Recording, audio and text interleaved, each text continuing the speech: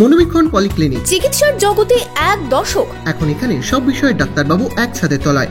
Phone করুন 7477999515 এই নম্বরে।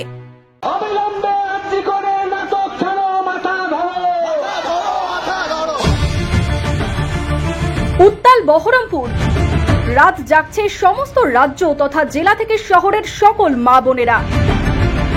এক অভিনব মুহূর্তের সাক্ষী থাকলো সমস্ত মুর্শিদাবাদ জেলা। কান্দি, জঙ্গিপুর, বহরমপুর জুড়ে ঢল নেমেছে মহিলাদের। বুধবার রাতে যেখানে যেখানে যার যার কর্মসূচি করার কথা সেই মতন জমায়েত হয়েছেন সকলেই।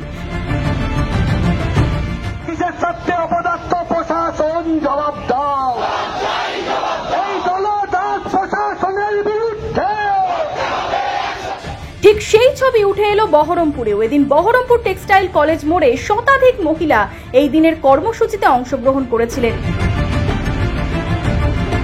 ছোট থেকে বড় কোনো বয়সের সীমা না রেখেই এই প্রোটেস্টে দেখা গেল সকলকে।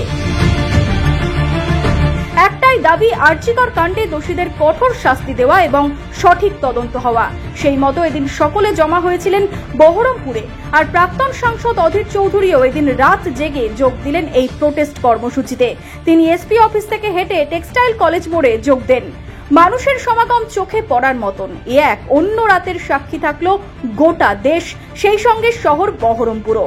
Bureau report, imagine community media.